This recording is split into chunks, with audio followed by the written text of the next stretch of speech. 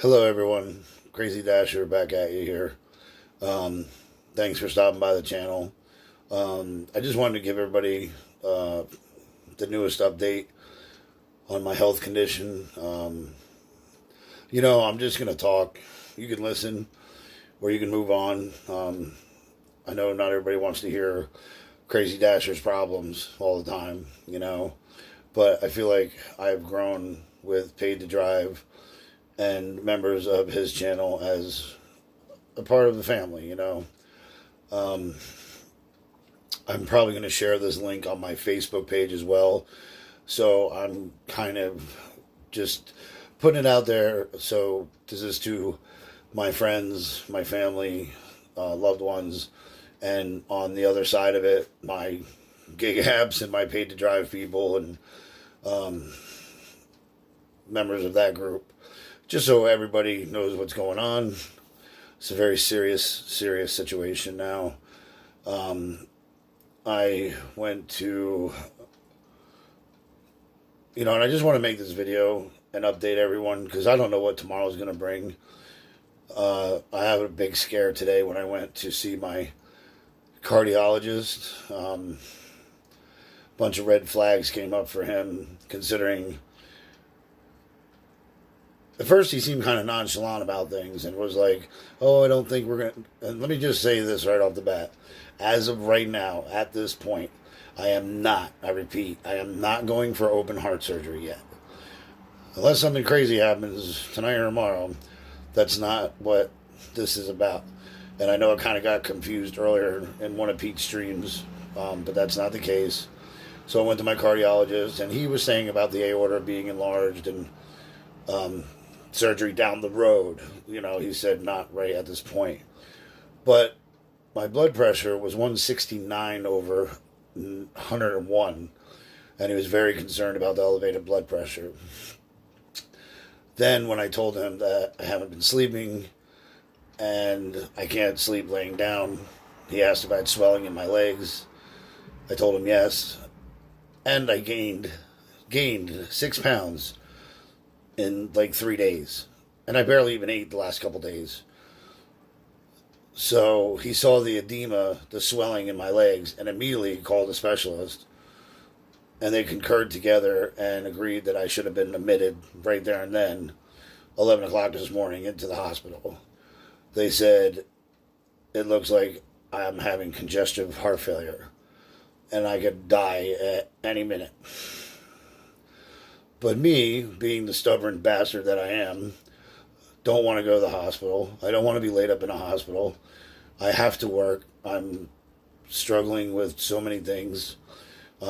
Still 2 months behind on rent. I don't have car insurance at the moment. I don't have inspection at the moment.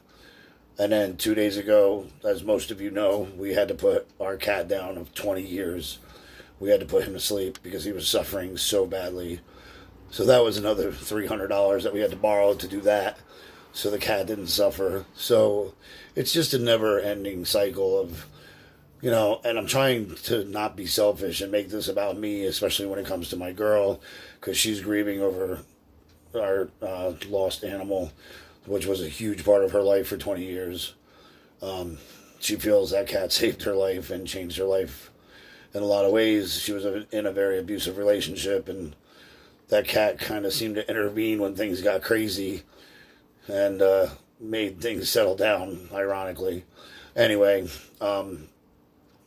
so I refused to be admitted this morning, and then they said I should have been on blood thinners, maybe a second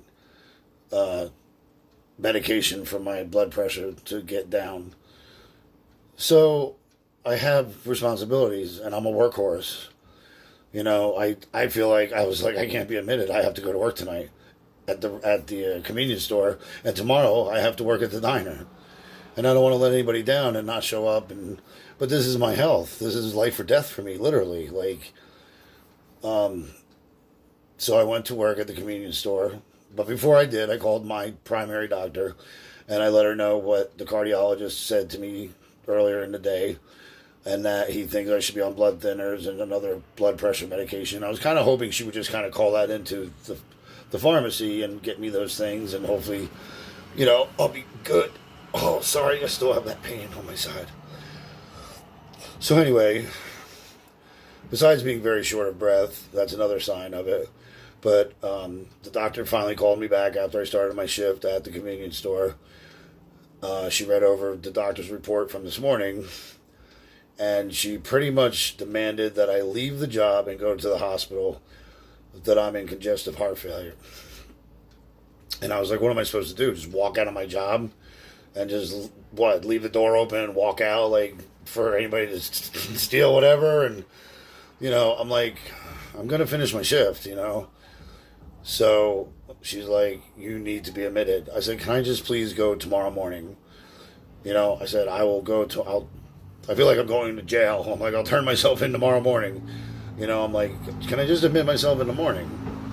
And she's like, honestly, I don't know if you're going to make it to see morning. I can't guarantee you that. I can't promise you that. She's like, let it be known that something bad could happen to you overnight. She's like, I feel your heart and your lungs are filling with fluid because of the rapid weight gain, the swelling in the legs, the not being able to sleep, lying down, the extremely high blood pressure that will not go down even on medication. So, of course, I was being screamed at by my family, just go to the hospital, just go to the hospital. I'm like, no, I'm going to go tomorrow. Like, I just kind of want to prepare myself for it. I'm scared. I'm very scared. My father, at 58 years old, went to the hospital for tests on his liver.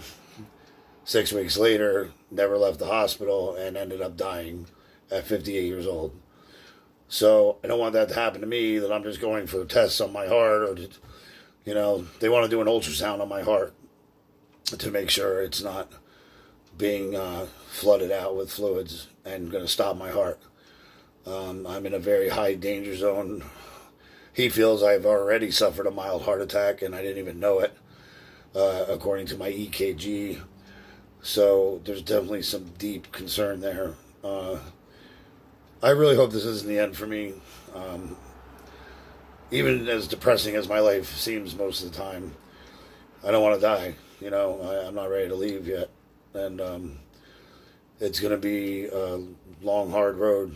And I just appreciate you guys checking in on me and watching my channel. And, hit that like button, subscribe, leave me a comment, please. Leave me a comment, leave me a prayer, leave me some hope, something just to help me through it. And I appreciate it for the ones that take the time to do it. And I know many of you do. And I really, really, from the bottom of my enlarged, beat up heart, I love you guys and I appreciate the support so much in every way possible.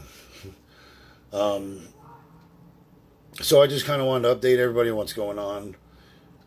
So I am getting up tomorrow morning, providing I make it to the morning, and going to get ready, and I'm going to get what I need, and I'm going to go to the hospital and admit myself, because the doctor was like, we need to start working on you. We can't wait, So it's imperative I get there. I just kind of want a night to collect my thoughts and emotionally prepare myself, and it's not going to be easy,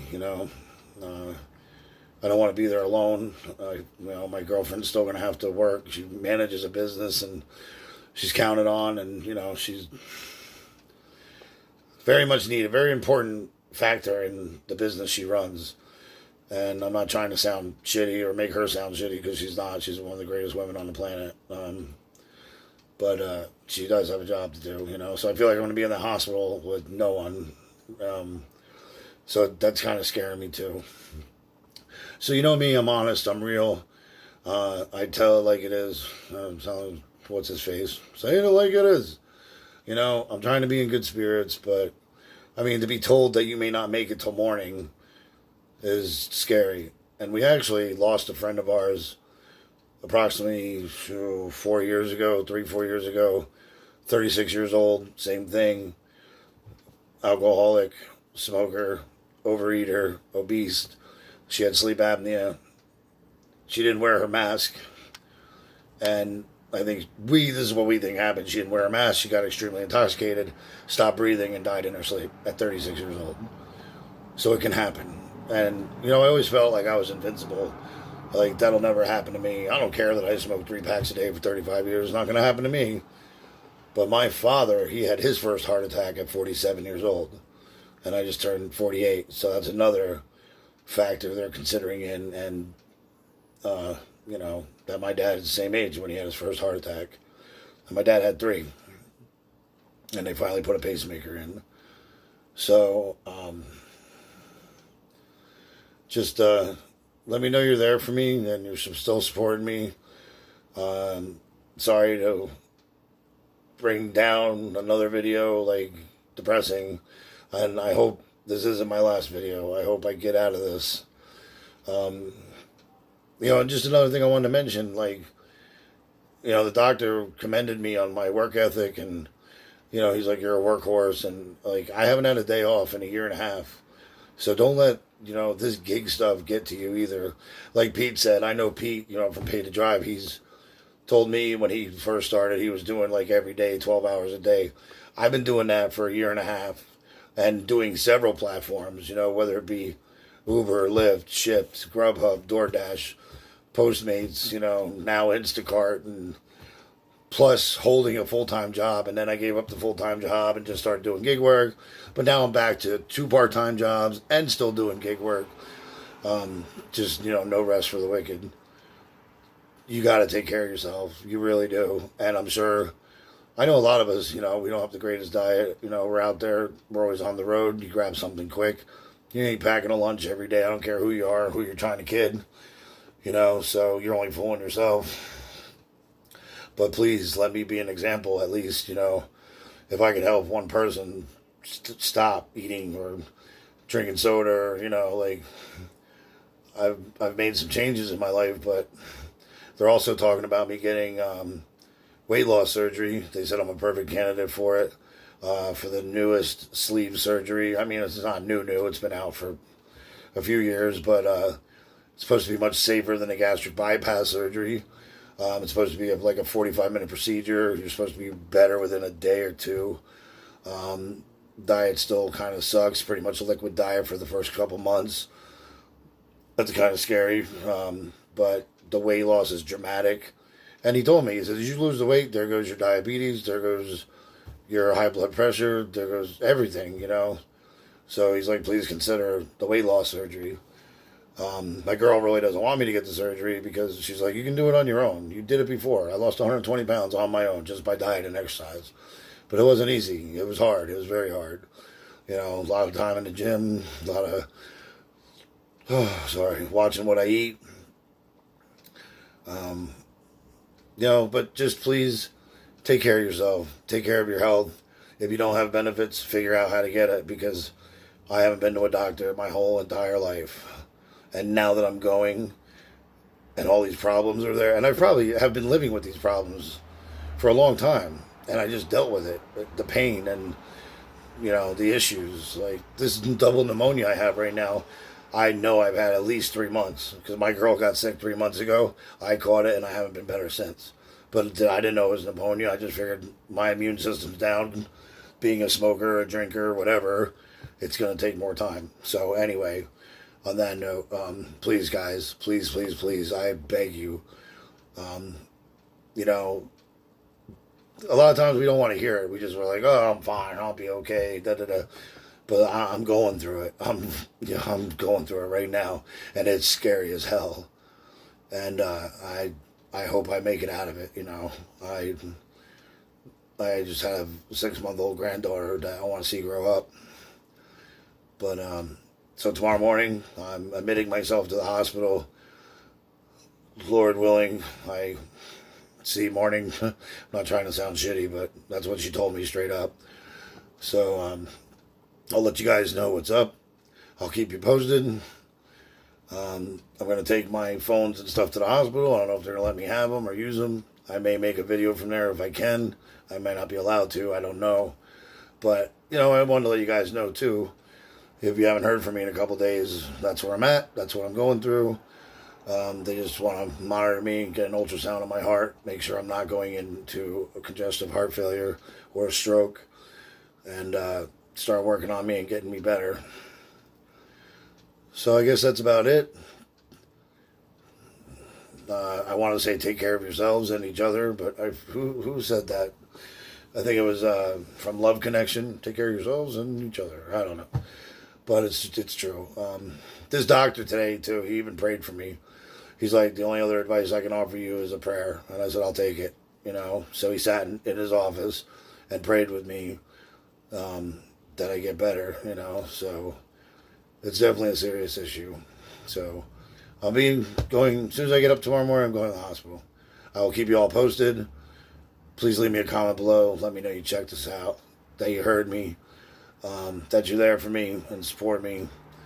I love you guys. Stay strong and keep trying to make that money and chase that dollar. But make sure you take care of yourself first. That's most important. Until the next time I can post a video, much love.